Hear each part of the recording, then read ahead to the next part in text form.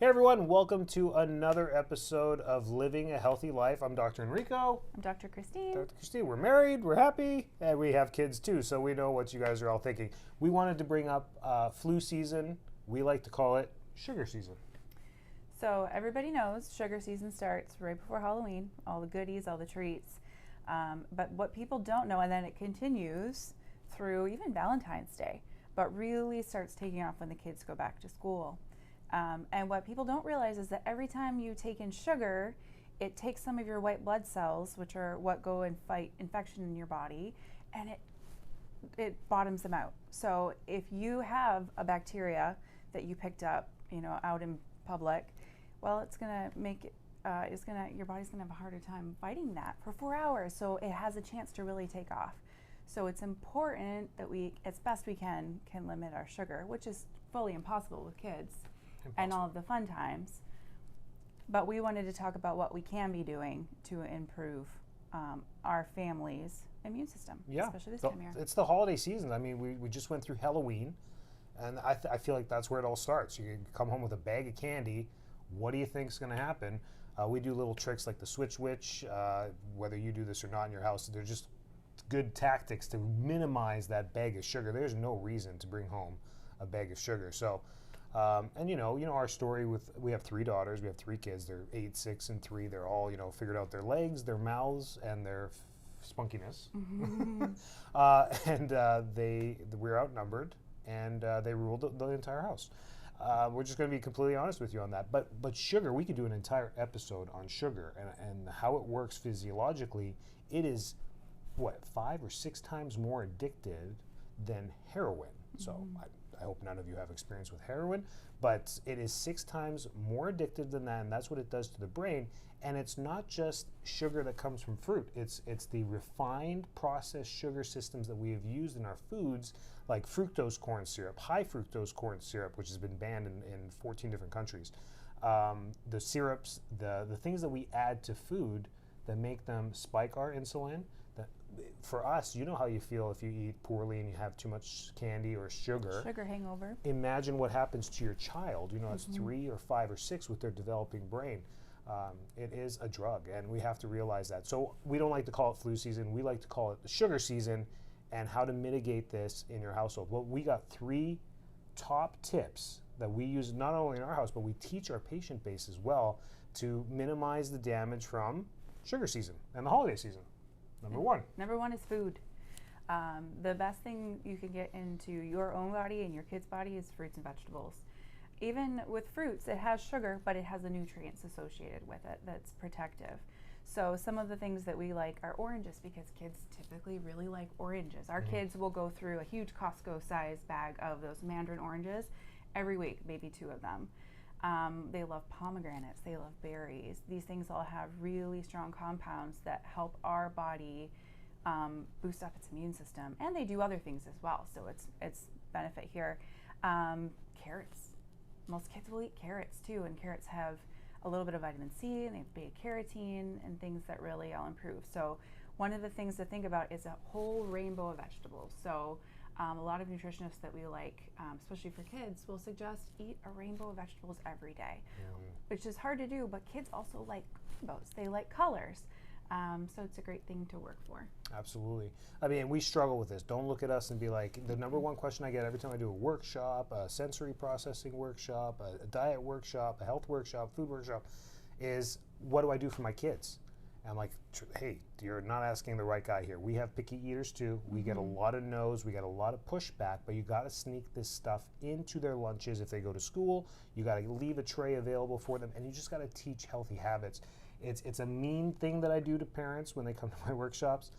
No one has ever fought me for this, but when they tell me something like, all they eat is Pop-Tarts or pizza pops or anything, and I look at usually a dad, I'm like, who taught them that Pop-Tarts even existed? I'm pretty sure your 3-year-old can't go to the grocery store, buy Pop-Tarts, and bring them home. It was you, but it's a real fact. I mean, not to pass blame or judgment onto any parents, but you got to erase that. You got to own that, and you got to say, well, we got to fix this. This isn't going well. Just like when we have trouble sleeping at home, you got to change the scenario, change the bedtime routine to resolve that issue. It's just when it comes to food. So I know what your questions are when you're listening to this right now. Is like, what, I don't even know where to start, where to go. It's just giving them access to this fruit. And when you ship them off to school, if they go to school or even if they're homeschooled, that's lunch. There's your lunch. We packed it, we made it, you got to eat it. And they won't eat all of it. They'll still be picky, but at least they have access to what they need during that time. One of the tips that I really like for school lunches, when they go to school, that's their food for the day. So we pack a fun snack, Sun Chips, or I don't know, whatever it is they're into at the moment. And currently it's Sun Chips. But we get the bento boxes, and so there is a space for vegetables and there is a space for fruits, and they know that every single day they're getting those. And then they'll get their protein, and then they'll have some fun snacky carb. But every single day they're getting at least one fruit and one vegetable, and we alter them with whatever they're currently eating, because as you know, they love the oranges until they hate the oranges, and then they sit and they mold and they rot, and you wonder what happened. It's feast or famine when it comes to fruit and vegetables. So at least they're getting that every single day, and they know that they need to eat their vegetables and their fruits. We also really like protein in our house, but at this point of the year, it's really fruit and vegetable season. Yep. Number 2, antioxidants. Antioxidants, supplements. Supplements are number 2. And we also want to teach a little bit as well. We're not real doctors, we're chiropractors, right? We get it all the time. 80-90% of the population believes, or cracks jokes about that, and that's fine. We'll take it. We'll be ducks, we'll be whatever you want, as long as we can influence you to live a healthy lifestyle without drugs or surgery. As long as we can help. As long as we can help. Yeah. Antioxidants play a big role in our supplements, and your kids don't need a whole bag full of supplements every day. There's specific ones that play a big role. Which one's the number 1 for you?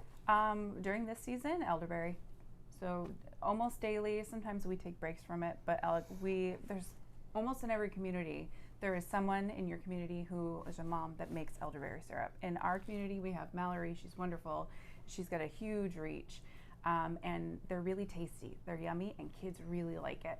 Sometimes I will spike the elderberry with things like vitamin A, vitamin C, and my kids, we get them cute little shot glasses, and they always ask me, is this just elderberry? Because at this point, they don't trust me, because they know I will sneak in the vitamin C, the liposomal vitamin C, or I will put some vitamin D in there, which doesn't taste bad, but elderberry is a win. Kids like elderberry. They do, and sneak in whatever you need to sneak in.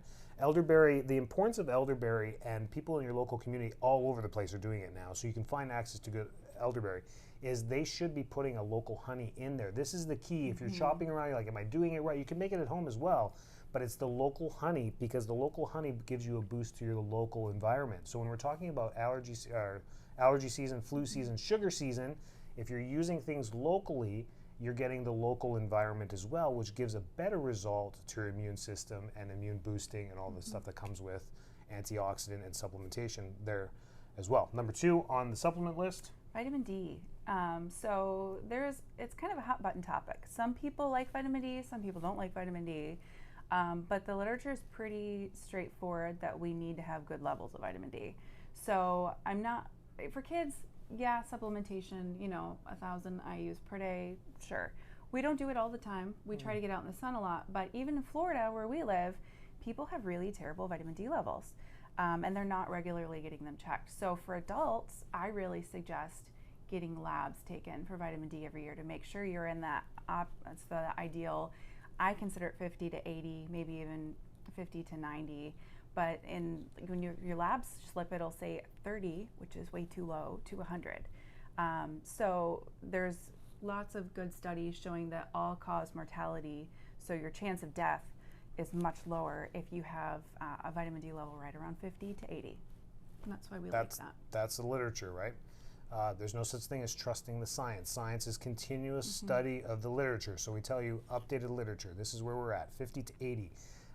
90% of the people in our office that bring me their blood work are deficient in vitamin D continuously. We've been doing this for 15 years, and I'm like, maybe someday I can stop talking about vitamin D. It's not today. Everyone is so deficient in it. We all need it. So as parents, the risk that I hear from you is that, well, can I overdose? Can I do too much for my kids? I want to give it to my 2-year-old. Is that safe?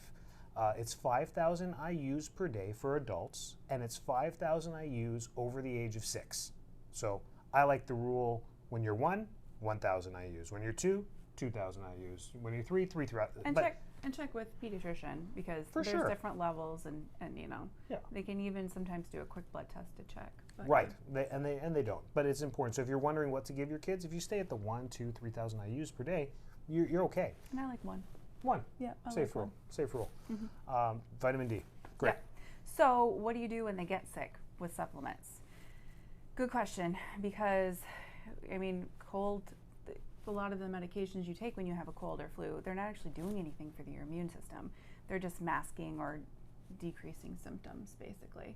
So what do we do to really give the immune system a boost when we're sick? So vitamin A, zinc, echinacea. There is another product called arabinogalactin, which really boosts up the complement system of the immune system, which is a really deep dive to look into there.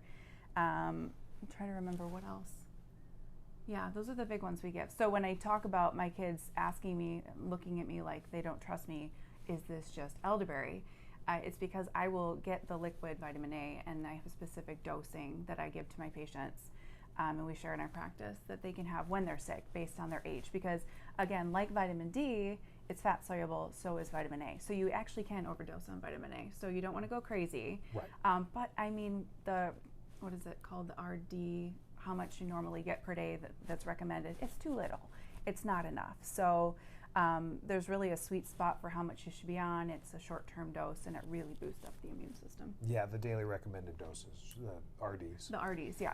Yeah, that's what it is there. So for kids, I mean, the vitamin C boosting for sure. Oranges are great at that. Vitamin C, yes, that's what I missed. Oranges are great at that. And your vitamin D and your zinc. I mean, you can supplement zinc for kids as well. Those 3 in combination do stimulate the immune system to overreact, which is good. They're your military. You want to call them out when you're feeling sick. And the key to this is catching it early, because once you're in full-blown, response, you just want to supplement that, just health-wise, right? Good. Number 3. Keep kids moving. So it's going to get cold outside most places.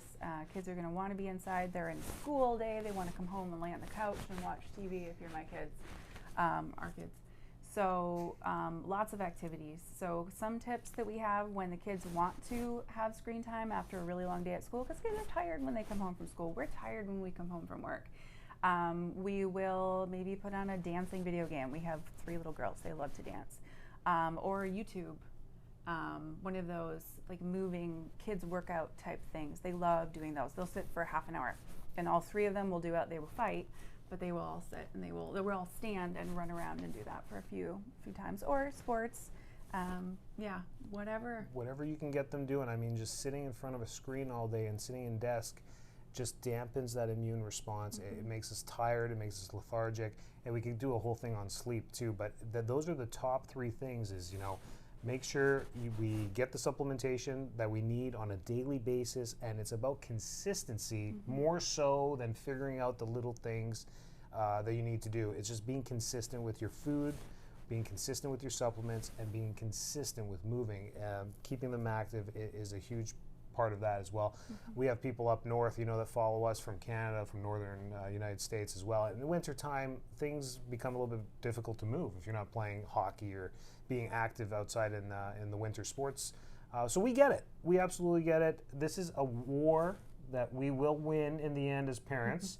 However, we've come to terms that the battles, you're going to lose a lot. Yeah. You're going to lose a lot of the battles. And you got to pick your battles. But at the end of the day, the righteous will win. And our job as parents is just to give them a healthy, happy journey. And that's what we're going to keep bringing you. Make sure you follow us on social media. Make sure you tag us. Make sure you subscribe. Make sure you share this with people. That's how we're going to grow, reach more people. We appreciate you. If you have any ideas, send them our way. And the whole team is going to be involved in this. You're going to get doctor opinions. I've got a lineup of people coming down the pipeline, naturopaths from around the world, medical doctors, cardiologists. We're going to bring you the content that everybody's looking for. And we'll be here for a very long time.